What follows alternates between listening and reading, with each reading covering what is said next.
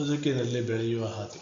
ಯಾರು ದೌರ್ಬಲ್ಯಗಳನ್ನು ಮತ್ತು ತಪ್ಪುಗಳನ್ನು ಒಪ್ಪಿಕೊಳ್ಳುತ್ತಾನೋ ಅವನು ಬದುಕಿನಲ್ಲಿ ಬೆಳೆಯುತ್ತಾನೆ. The path of personal growth, embracing imperfections as strength. ತಪ್ಪುಗಳನ್ನು ಒಪ್ಪಿಕೊಳ್ಳುವುದು ಶಕ್ತಿ. ಖಂಡಿತವಾಗಿಯೂ ಇದು ಬಹಳ ಅರ್ಥಪೂರ್ಣವಾದ ಮಾತು. ತನ್ನ ತಪ್ಪುಗಳನ್ನು ಒಪ್ಪಿಕೊಳ್ಳುವುದು ದೌರ್ಬಲ್ಯವಲ್ಲ, ಬದಲಿಗೆ ಅದು ಅತಿ ದೊಡ್ಡ ಮಾನಸಿಕ ಶಕ್ತಿ.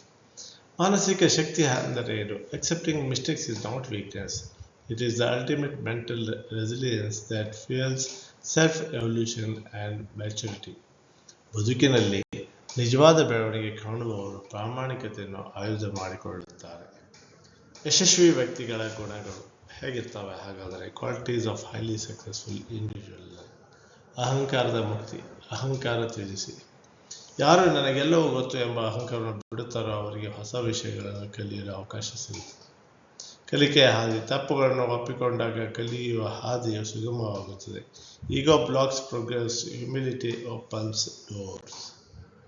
ಆತ್ಮಾವಲೋಕನದ ಶಕ್ತಿ. ನಮ್ಮನ್ನು ನಾವೇ ನೋಡಿಕೊಳ್ಳುವುದು. ದೌರ್ಬಲ್ಯಗಳನ್ನು ಗುರುತಿಸುವುದು ಎಂದರೆ ನಮ್ಮನ್ನು ನಾವೇ ಕನ್ನಡಿಯ ಮುಂದೆ ನಿಂತು ನೋಡಿಕೊಂಡಂತೆ. ನಮ್ಮ ಕೊರತೆಗಳು ನಮಗೆ ತಿಳಿದಾಗ ಮಾತ್ರ ಅವುಗಳನ್ನು ಸರಿಪಡಿಸಿ ಉತ್ತಮ ಆವೃತ್ತಿಯಾಗಿ ಹೊರಗೆ ಹೋಗಲು ಸಾಧ್ಯ. ನಂಬಿಕೆ ಮತ್ತು ಗೌರವ. 100% ಪ್ರಾಮಾಣಿಕತೆಯ ಗೌರವ. ಸಮಾಜದ ಬೆಂಬಲ. ತನ್ನ ತಪ್ಪನ್ನು ಮುಚ್ಚಿಡದೆ ನೇರವಾಗಿ ಒಪ್ಪಿಕೊಳ್ಳುವ ವ್ಯಕ್ತಿಯನ್ನು ಸಮಾಜದ ಹೆಚ್ಚು ನಂಬುವಂತಹ ವಿಚಾರವಾಗಿದೆ. ಇಂತಹ ಪ್ರಾಮಾಣಿಕತೆ ವೃತ್ತಿ ಜೀವನದಲ್ಲಿ ಮತ್ತು ವೈಯಕ್ತಿಕ ಸಂಬಂಧಗಳಲ್ಲಿ ಹೆಚ್ಚಿನ ಗೌರವ ತಂದುಕೊಡುತ್ತದೆ.